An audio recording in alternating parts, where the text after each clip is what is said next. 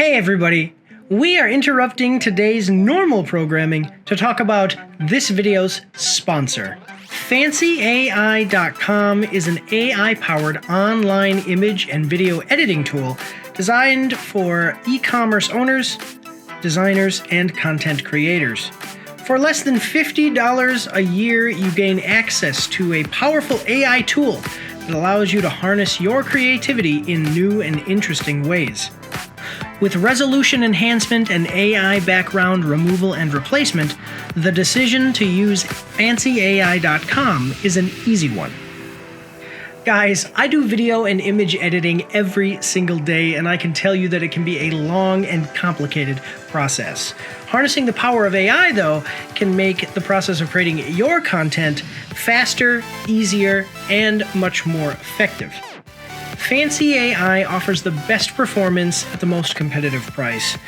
You can check them out by following the link in the description or in the pinned comment down below. I want to thank you all for watching today's video and also just say that supporting our sponsor supports the pack, the Action Pack.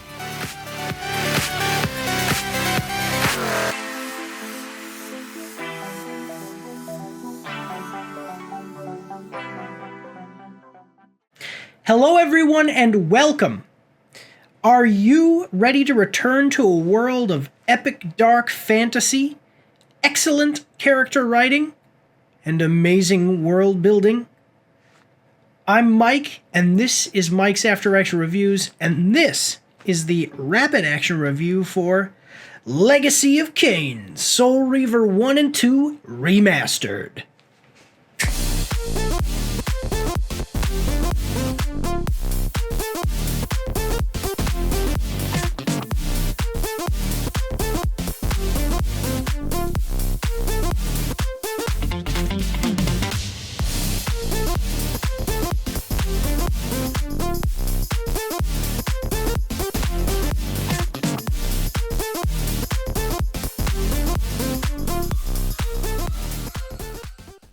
So, being that this is a rapid action review, we are going to be skipping over some stuff that we normally cover in our after action reviews, but please go check those out if you want more detailed reviews that cover more things and kind of analyzes more parts of both the movies and the video games that we cover. But as always, we are going to start with the game's production. First of all, I do want to let you know that, according to HowLongToBeat.com, Legacy of Kain, Soul Reaver 1 and 2, if you combine both games that are being remastered and considered it as one game, on average takes about 18 hours and 15 minutes to complete, and completionists will be able to beat the whole thing in 25 hours and 21 minutes. So then getting into the actual production information here. So this game, okay, so this is two games together, all right? So we're going to cover them both, and being that it's a remaster, we're going to talk about the initial release dates. So Legacy of Kain, Soul Reaver 1 was released on August 16th, 1999. Legacy of Kain, Soul Reaver 2 was initially released on October 31st, 2001. Okay, and then Legacy of Kain, Soul Reaver 1 and 2 Remastered was released on December 10th, 2024.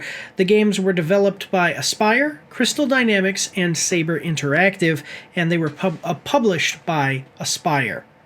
So, skipping ahead of everything, because this is a rapid action review, we're going to go straight into our sustains and improves, and then final statement and review score. So we've got quite a few sustains, not very many improves, but let's get into it.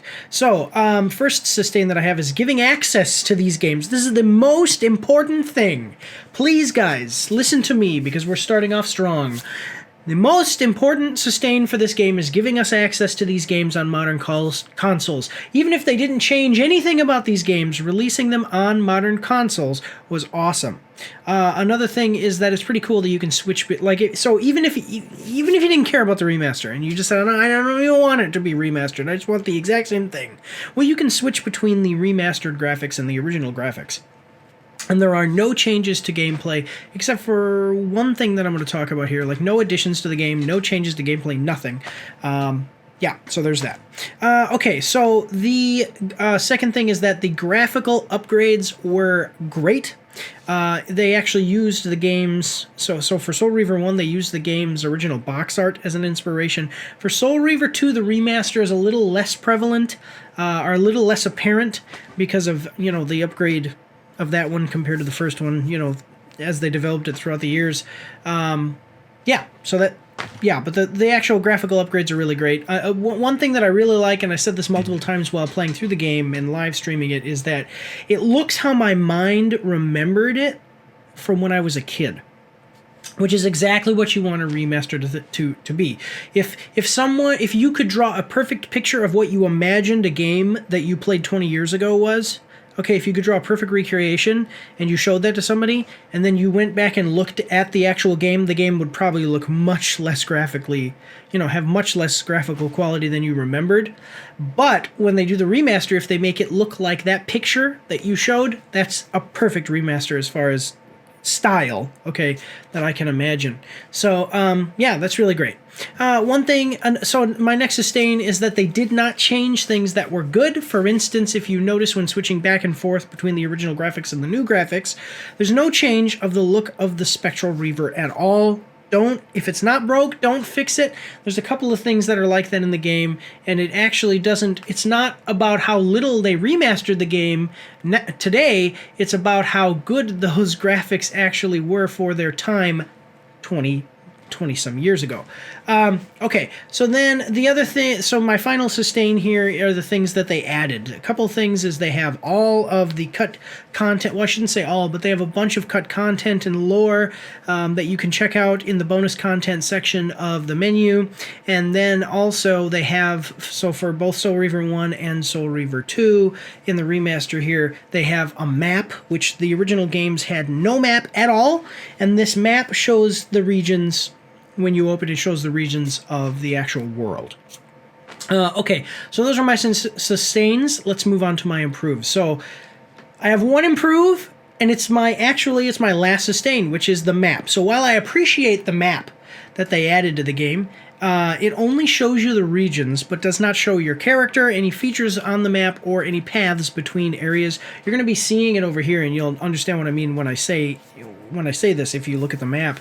Basically, The Legend of Zelda Ocarina of Time came out a year after the first game, and like 3 years before the second game, and had a much better map that is basically like modern games. It shows your character and the way they're facing, it shows enemies, and it shows points of interest. If you were going to remaster Legacy of Kain, Soul Reaver 1 and 2, and you said to me, what would you want to be added to that game? I mean, obviously the upgraded graphics, but another thing I would say to you is, look, make a map for that game like Ocarina of Time. Where it shows multiple levels, so that way I can figure out where I am in dungeons.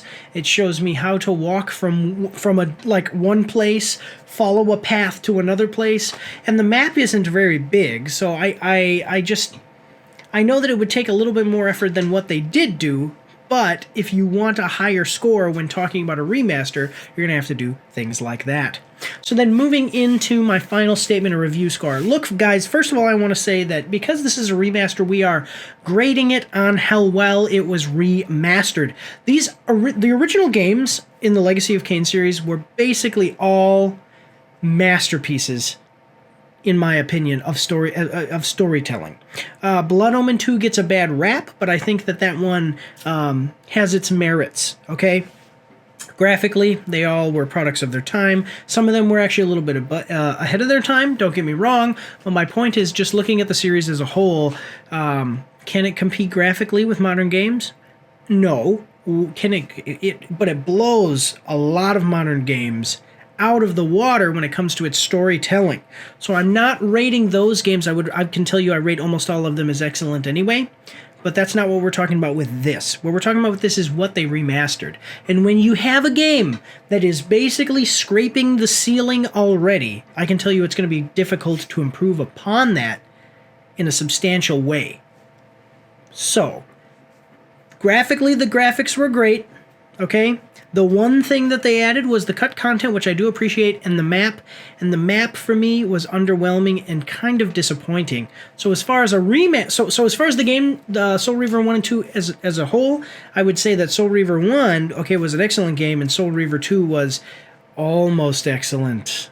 Like, I liked the storytelling, but I really, really appreciated Soul Reaver 1 more. So I would probably say excellent still, but it's like on the low end.